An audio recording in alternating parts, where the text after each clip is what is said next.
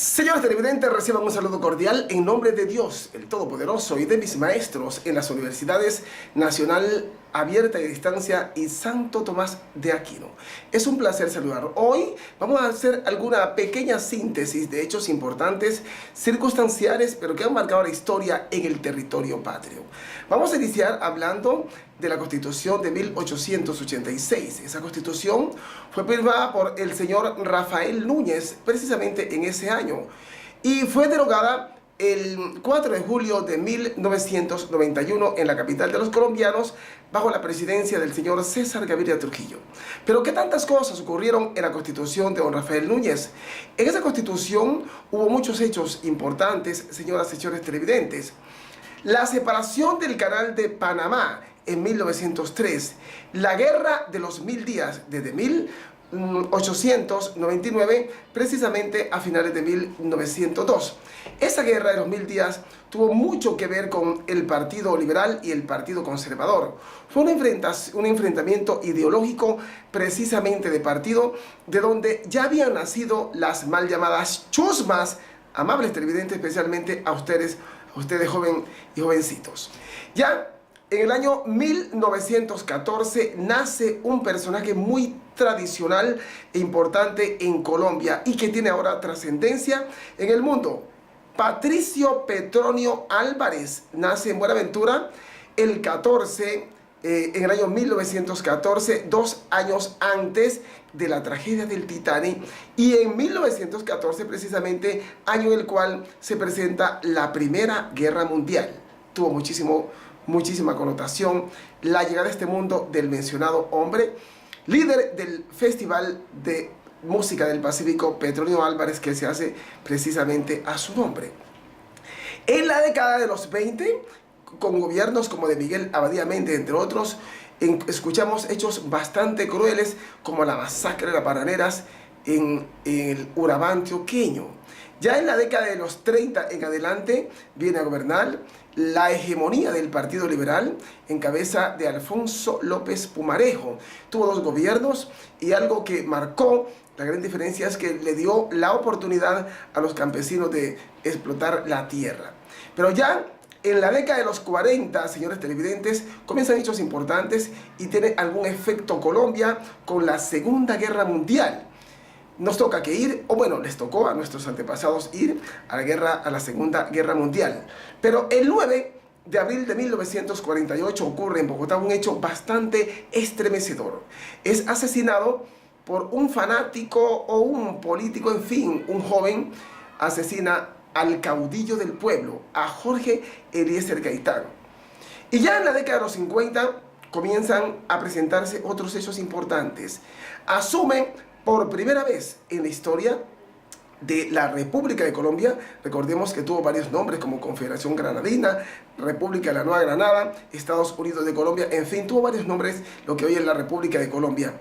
Y un señor de apellido Rojas Pinilla asume la presidencia o se toma el poder, el señor Rojas Pinilla. Pero más adelante, por asunto de convalecencia, muchos dicen que fue un golpe militar, en fin, tiene que ceder el poder y lo entrega a una junta militar en el año 1957. Ahí llegan muchos hombres pertenecientes a las Fuerzas Armadas de Colombia, y el que era comandante de la Policía Nacional o director de la Policía Nacional asume el liderazgo, porque eran 5 hombres que ocuparon esa junta militar en Colombia. Pero también se produce un hecho circunstancial muy importante en ese tiempo.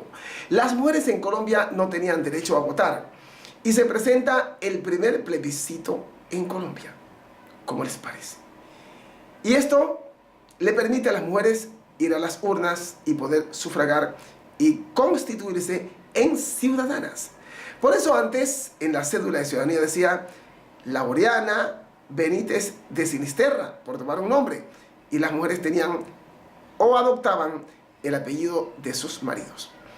Ya, señores televidentes, en la década de los 70, pues ocurre un hecho bastante importante. Hablamos de la Constitución de don Rafael Núñez, de 1886 a 1991.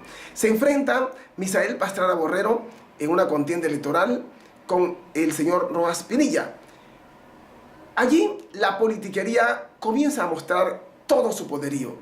Las elecciones las iba a ganar el general Rojas Pinilla, pero no le convenía a la clase política dominante del país. Hacen un gran apagón y le roban las elecciones al señor ex militar. Más adelante, amables televidentes del informativo Noti 21 y también Gestión Visible, y de estas importantes apuntes pedagógicos y educativos, ya en la década de los 80 comienza a surgir y a tomar mucha fuerza el movimiento revolucionario M-19.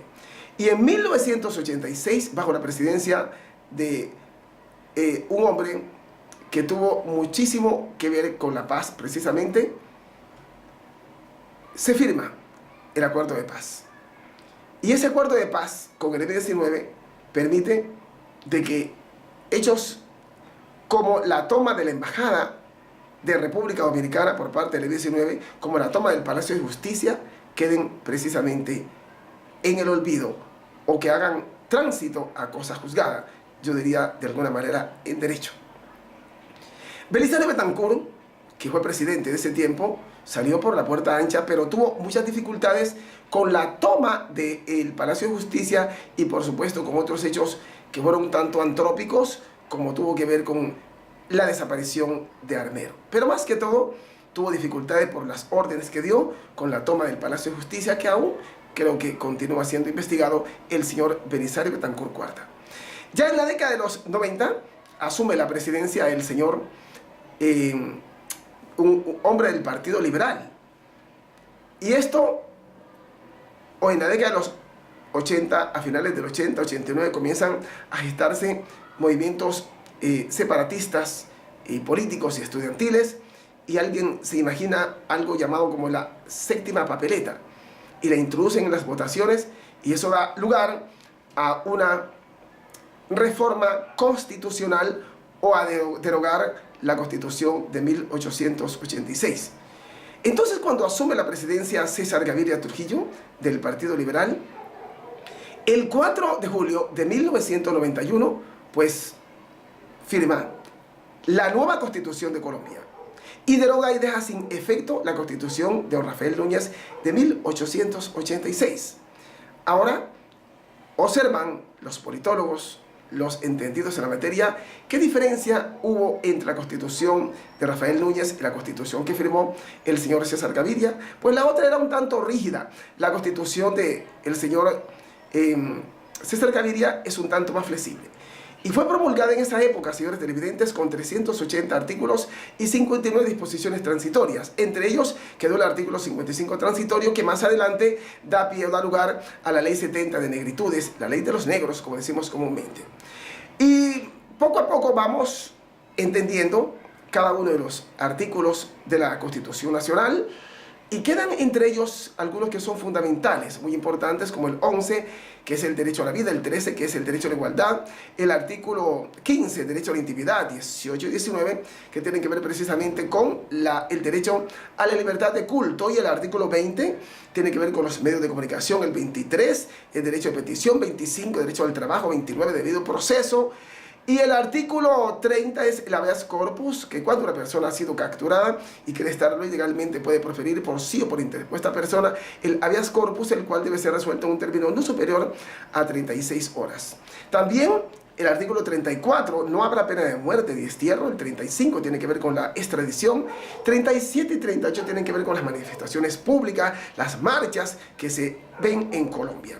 El artículo 44 de la Constitución nueva de César Gaviria Trujillo tiene que ver con los niños, y ya el 48 y 49 tiene que ver con la ley 100 de 1993. De allí se desprende la ley 100 de la reforma de la salud en Colombia. Y el 51 tiene que ver con el derecho a la vivienda. El artículo 73 es de los periodistas. 74, todo colombiano nacional o nacionalizado tiene derecho a acceder a los documentos públicos. El artículo 79, derecho al medio ambiente. El 83 tiene que ver con la presunción de la buena fe. El 84, Cuando una actividad ha sido reglamentada de manera general, ninguna autoridad podrá exigir permiso ni licencia para su ejercicio. El 86 es la tutela, 87 acción de cumplimiento, 88 acción de grupo, pero oído que termino para no mencionar los 380 artículos de la Constitución Nacional.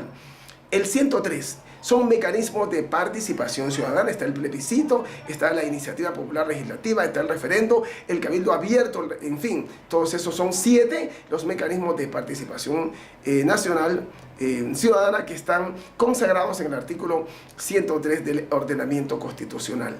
Eso, a grosso modo, para que ustedes, señores estudiantes, tengan presente que hubo muchos hechos históricos que han quedado en la retina de personas que le hacemos seguimiento a la historia precisamente, y que de esta manera, a través de este canal, queremos que ustedes se tomen un poco de conciencia acerca de cómo fue la historia en el siglo XIX, en el siglo XX y en el siglo XXI, los pocos años que llevamos de esta importante concurrencia en el universo. Así están las cosas, señores televidentes. No antes de decir un apunte que me parece no puedo dejarlo allá metido en Sacario.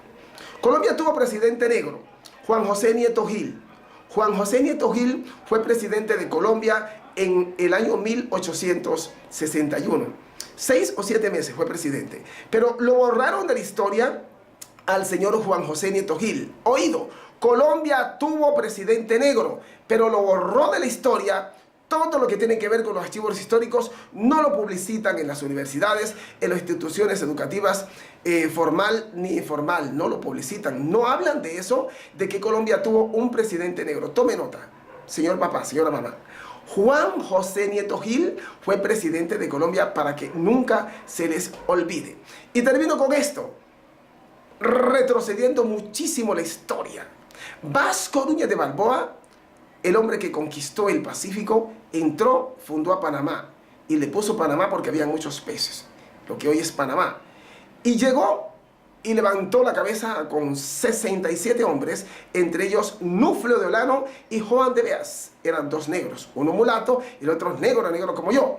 Acompañaban una expedición del señor Vasco Núñez de Balboa y descubrió el sur. Para él se llamó el sur, pero hoy se llama Océano Pacífico. Y más adelante aparecen hombres como Juan de Ladrilleros, que entra con el señor Pascual de Andagoya, y Pascual de Andagoya le ordena o le encomienda al señor Juan de Ladrilleros fundar lo que hoy es Buenaventura, en la isla de Cascajal. Buenaventura es un importante municipio del Pacífico colombiano, fundada por el señor Juan de Ladrilleros por una encomienda del señor Pascual de Andagoya. Eso y más. En la próxima hablaremos de cómo transcurrió la llegada en el tercer viaje de Cristóbal Colón de un señor que nació por allá en España y que se llamaba Sebastián Moyano, pero que se cambió el nombre como Sebastián de Belalcázar. Les explicaremos por qué se cambió el nombre el señor Sebastián Moyano por Sebastián de Belalcázar. Muchas gracias y que estén muy bien. Soy Célico Sinisterra, su amigo, con todo cariño en estos ejercicios pedagógicos y de cultura general. Fuerte abrazo.